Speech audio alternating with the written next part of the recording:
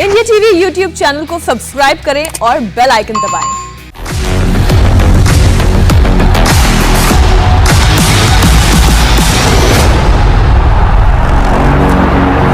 आज का दिन वाकई में देखते बन रहा है, क्योंकि आज हिंदुस्तान ने वो कर दिखाया है जो बहुत दिनों से उम्मीद थी। लेकिन हां, अभी भी उम्मीद मेडल टैली की कम नहीं हो रही है। अभी भी ऐसा लग रहा है कि 2 दिन बचे हैं, लेकिन 2 दिन में कम से कम 3 या 4 हम मेडल्स हथियार जरूर लें।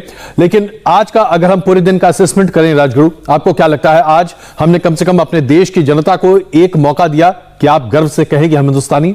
बिल्कुल गर्व से कहें हम हिंदुस्तानी, और खूब जश्न मनाए आप। और जिस तरीके से आपने 2 मेडल आज हासिल किए, सुबह आपने वो मेडल हासिल किया जिसका तो इतना लंबा इंतजार हो रहा था, आपके राष्ट्रीय खेल का। और हॉकी तो ऐसा है जैसे आप क्रिकेट में 1983 वर्ल्ड कप जीते थे, उस तरीके का हाल यहां पर था। आज हॉकी में जब जीते हैं, मैं देख रहा हूं कि हिंदुस्तान में हर तरफ अब हॉकी हॉकी हॉकी की चर्चा हो रही थी सुबह से।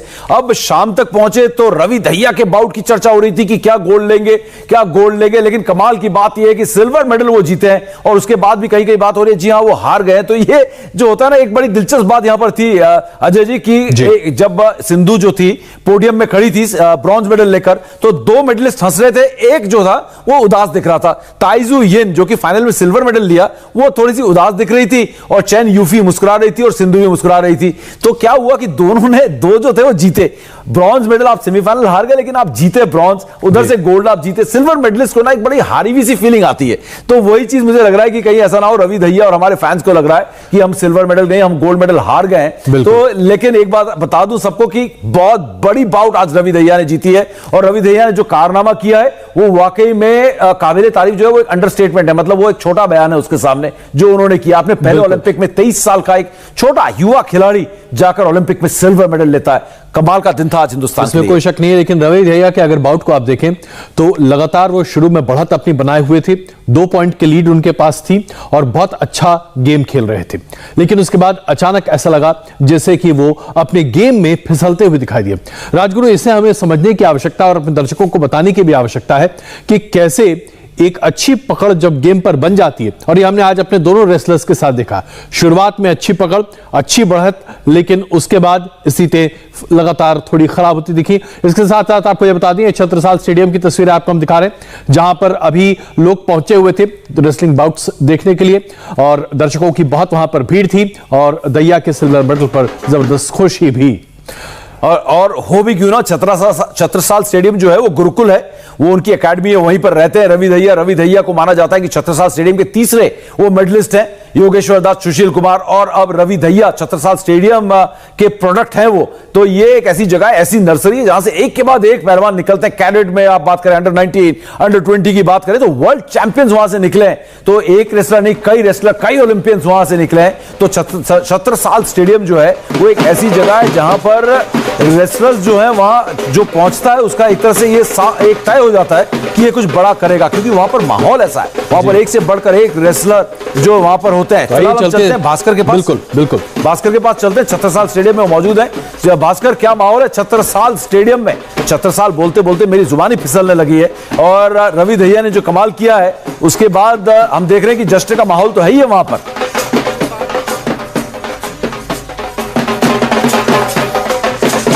ढोल लगा सुनाई दे रहे हैं, दिखाई नहीं दे रहा है लेकिन अजय जी देखिए उसकी गूंज काफी है, और ये बताने के लिए कि आज हर हिंदुस्तानी के दिल में ढोल वाकई में बज रहा है, और इसकी गूंज टोक्यो तक जारी होगी। बिल्कुल। और आज जिस तरह से प्रधानमंत्री जी ने भी समय निकालकर हॉकी के प्लेयर्स से भी बातचीत की, उसके साथ साथ बधाई संदेश, और उसके बाद दहिया के लिए भी फिर बधाई संदेश, और एक बहुत जबरदस्त इन्वॉल्वमेंट आज हमारे पूरे पॉलिटिकल क्लास का दिख रहा है हमारे इस ओलंपिक गेम्स में, जो कि एक अप्रत्याशित सी बात है। आमतौर पर जब जीत हासिल होती है तो एक बधाई संदेश दे दिया जाता है, एक ऑफिशियल लेटर आपको दे दिया जाता है, लेकिन जिस तरह के प्रोत्साहित करने के अंदाज में प्रधानमंत्री नरेंद्र मोदी लगातार खिलाड़ियों से बातचीत कर रहे हैं, वार्ता कर रहे हैं, उनके मनोबल को बढ़ाने की कोशिश कर रहे हैं, यह बताता है कि इन्वॉल्वमेंट न सिर्फ पॉलिटिकल क्लास के लेवल पर है, आम जनता के लेवल पर है, क्योंकि ठीक यही तरीका है।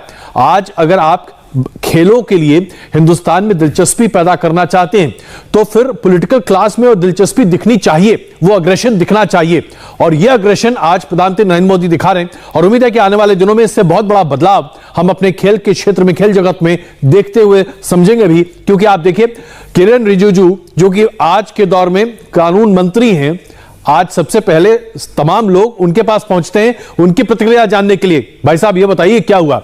तो ये अपने आप में बहुत कुछ कह रहा है राजगुरु। बिल्कुल, और किरण रिजिजू की अगर बात करें तो एक स्पोर्ट्स मिनिस्टर के नाते उन्होंने जो कमाल किया है वो वाकई में कमाल, में इसलिए शब्द यूज कर रहा हूं क्योंकि लगातार अगर आप इस पिछले 2014 से 2021 की अगर बात करें और 2016 से 2021 की बात करें तो 2016 से ज्यादा पैसे खर्च हुए, खिलाड़ियों को पैसे के लिए चक्कर नहीं लगाने पड़े।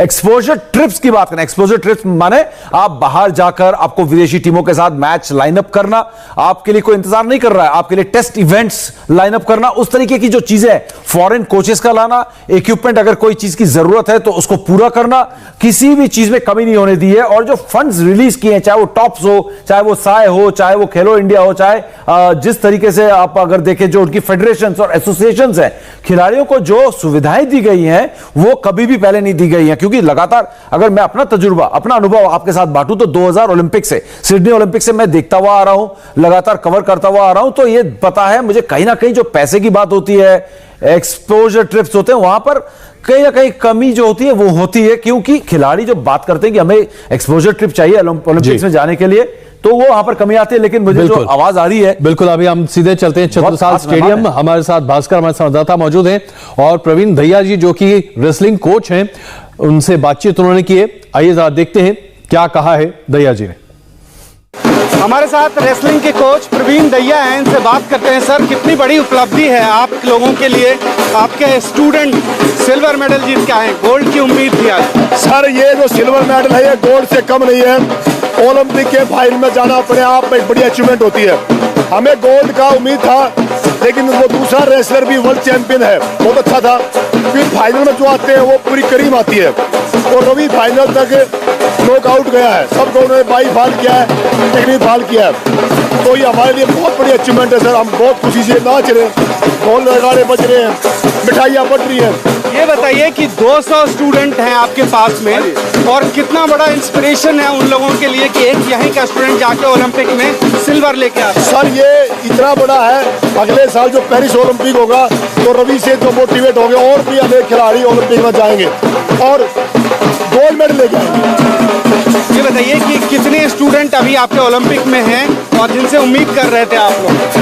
देखिए, हमें पता है दीपक पुनिया से उम्मीद थी कि मेडल देख लो, 1 पॉइंट से लूज हो गया। अब बजरंग पुनिया की बाउट है, उससे भी हमें 100% दिनेश फोगाट से उम्मीद थी, लेकिन कुश्ती 5 लाख का गेम है, कुछ भी हो सकता है। सभी रेसलर बहुत अच्छे आते हैं अपनी कंट्री से, ये किस्मत की बात है। कई बार पिछले कुछ सालों में रेसलिंग में हमारा प्रदर्शन अच्छा रहा है, और इस तरह का मेडल लाना जो आपके पास बच्चे हैं उनके लिए कितना बड़ा प्रेरणा स्रोत होता है? सर, आज के टाइम में रेसलिंग अपने आप में एक नंबर का गेम है हिंदुस्तान का।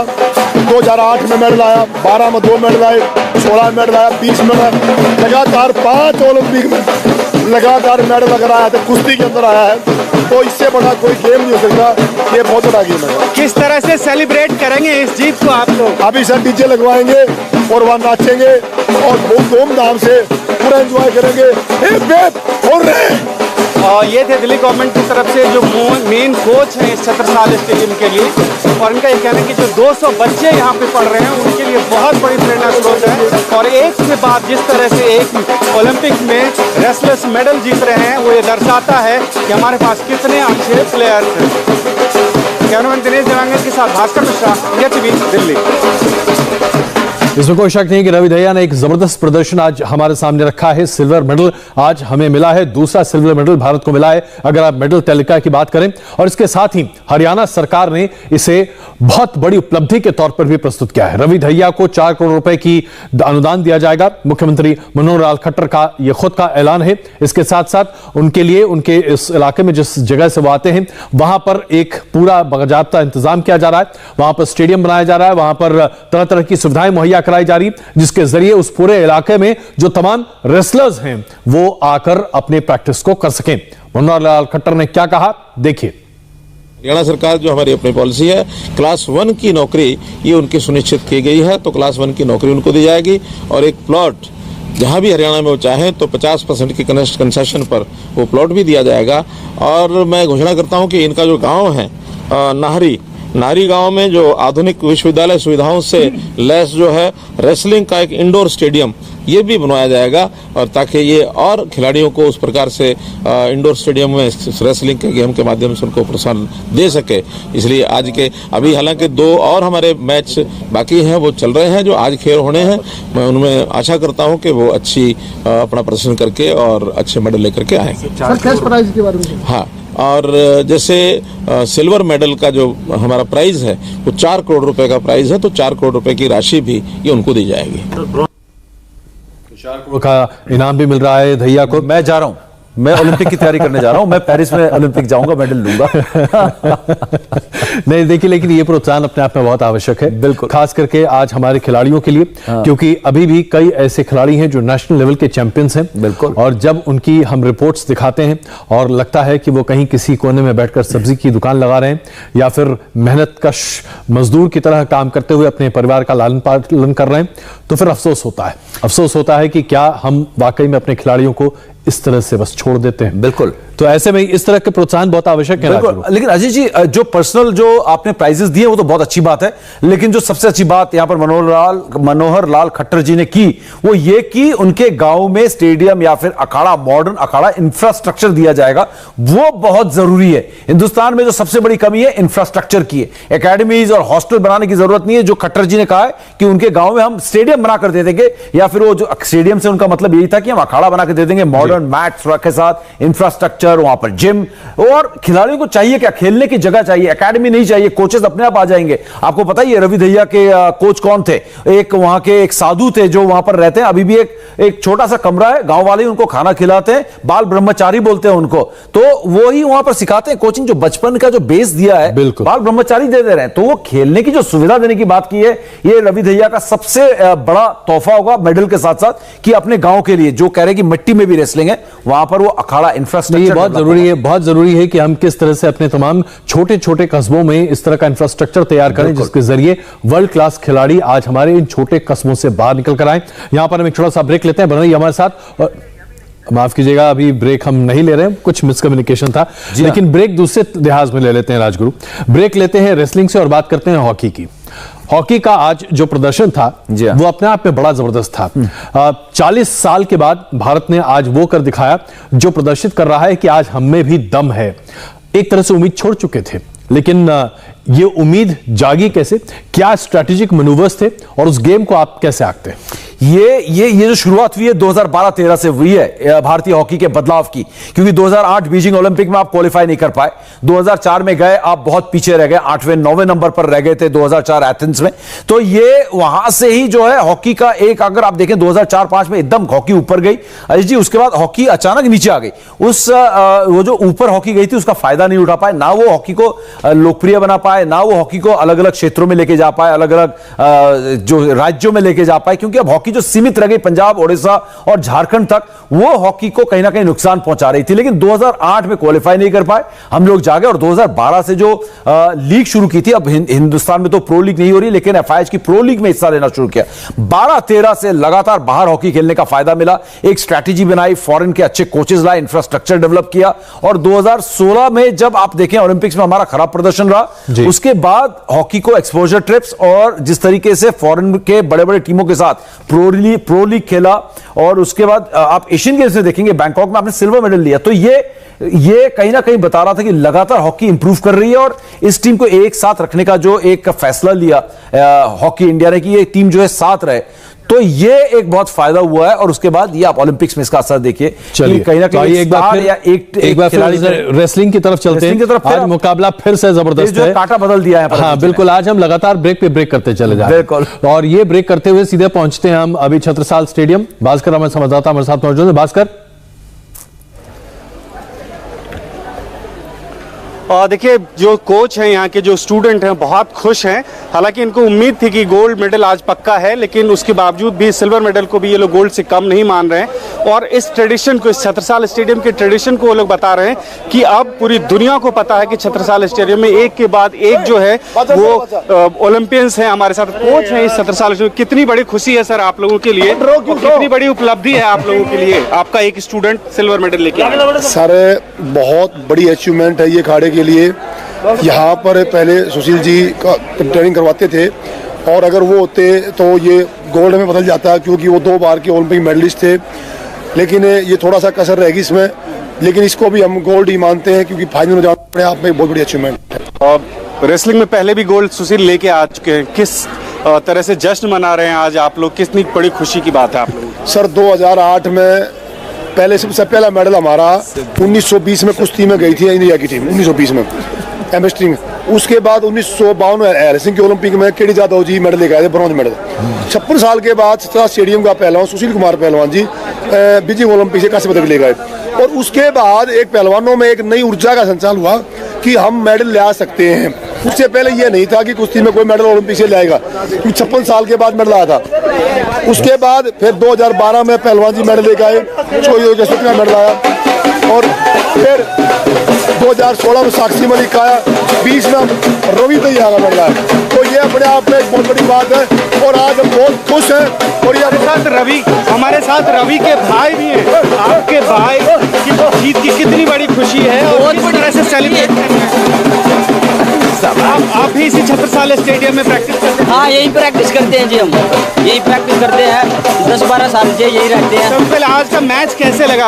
आज का मैच बड़ा ही टफ था, पर हमारे जीतने के चांस ज़्यादा थे, पर वो हो गया, कोई बात नहीं। सिल्वर में भी हम खुश हैं। उसमें भी खुश हैं। ये आप जैसे यंग जो रेसलर्स हैं उनके लिए कितनी बड़ी उपलब्धि है कि यहाँ से एक के बाद एक ओलंपियन आ रहे हैं। जितने भी छोटे रेसलर हैं सब खुश हैं, वे भी देख के मोटिवेशन होंगे उससे, वे भी आगे अच्छा करेंगे। देखिए ये रवि के भाई हैं, इनकी खुशी आप देख सकते हैं। इसी छत्रसाल स्टेडियम में वो भी प्रैक्टिस करते हैं और उनको आज ये उम्मीद जरूर थी कि गोल्ड आएगा, लेकिन गोल्ड नहीं आया। ये सिल्वर भी किसी गोल्ड से कम नहीं है। यहाँ पे छत्रसाल स्टेडियम के कोच, तमाम स्टूडेंट सब अब उस जीत को सेलिब्रेट कर रहे हैं। मिठाइयाँ बांटी गई, ढोल बज रहे हैं और सब नाच रहे हैं। और ये बहुत बड़ा लम्हा है इस छत्रसाल स्टेडियम के लिए, यहाँ के स्टूडेंट्स के लिए। बता दें कि बहुत बड़ी नर्सरी है हमारे देश में ये रेसलिंग, नाच गाना और खुशियों का इजहार, यही है हमारी खुशियां जो पल दो पल कभी कभी हमारे साथ मिल जाती है। लेकिन अपने आप में बहुत बड़ा मौका है ये। हम आज गोल्ड जीत सकते थे, उसकी पूरी उम्मीद भी थी, लेकिन सिल्वर भी किसी गोल्ड से कम नहीं है। कम से कम ये तो रवि दहिया के बारे में कहा जा सकता है। रवि दहिया को बधाई दी गई है। उनके प्रदर्शन की वजह से भारत इस मकाम तक पहुंचा है कि आज करोड़ों युवा उनसे प्रभावित हो रहे हैं। आइए अब आपको दिखाते हैं खेल मंत्री अनुराग ठाकुर का क्या कहना है। पहले तो रवि दहिया को बहुत बहुत बधाई। दूसरा, उनकी स्पिरिटेड परफॉर्मेंस ही थी जिसने भारत को इस मुकाम तक पहुंचाया और उन्होंने भारत के लिए सिल्वर मेडल जीता है।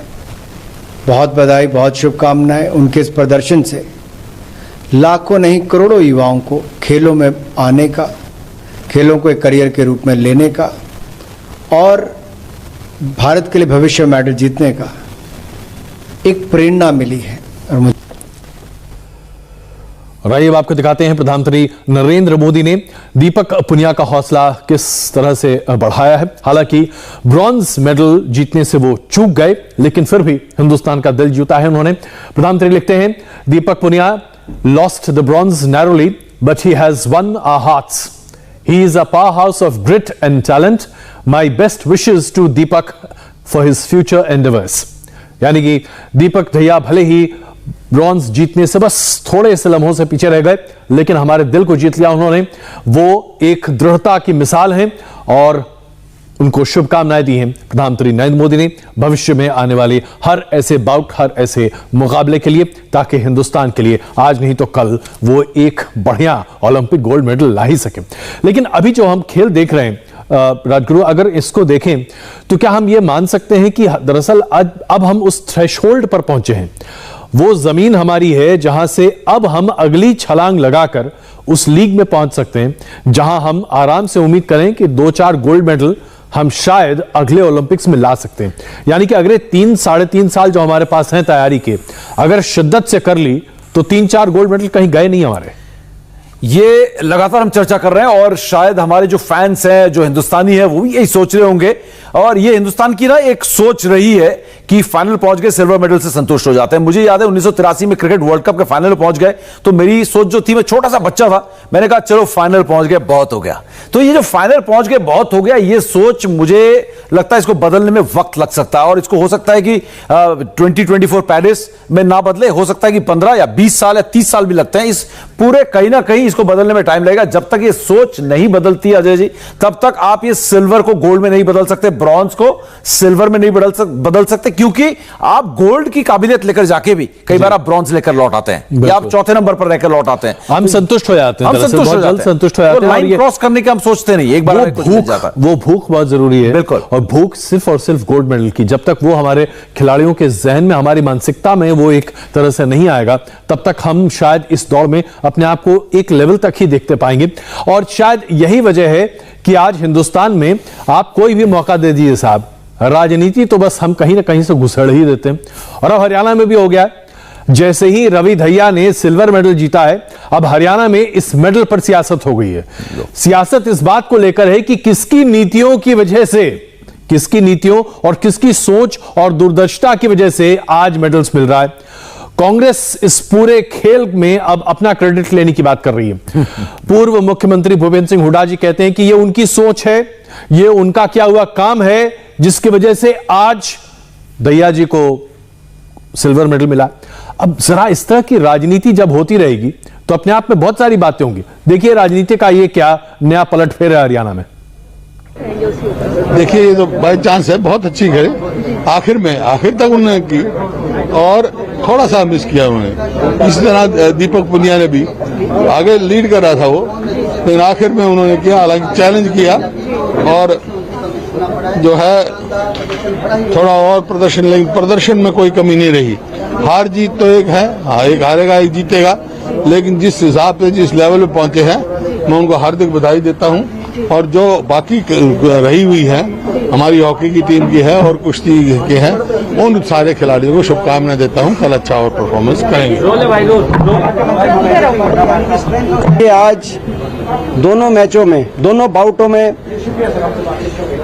रवि दहिया भी और दीपक पुनिया भी बहुत ही बराबर की टक्कर में, थोड़े से हाथों से हमारे से कांस्य पदक और गोल्ड स्वर्ण पदक फिसल गया, मगर फिर भी हमें गर्व है अपने दोनों भाइयों की परफॉर्मेंस पे।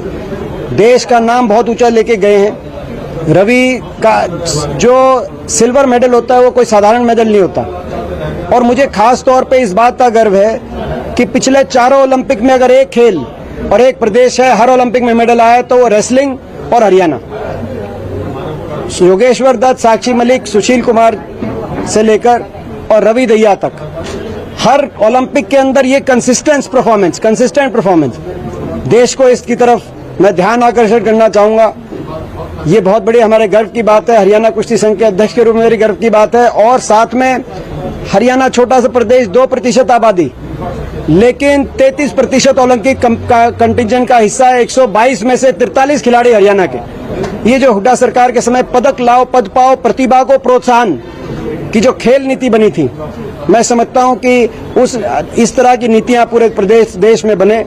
जहां की सरकारें और भी अच्छी नीतियां लेती है उनको भी लिया जाए तो देश में प्रतिभा की कमी नहीं है। आज रेसलिंग में हमने दिखा दिया कि हम दम में, क्योंकि रेसलिंग में दम चाहिए, रेसलिंग के अंदर स्टेमिना चाहिए, स्ट्रेंथ चाहिए। स्ट्रेंथ और स्टेमिना में हमारे देशवासी किसी से पीछे नहीं है। आपने देख लिया ओलंपिक में सभी देश आए थे।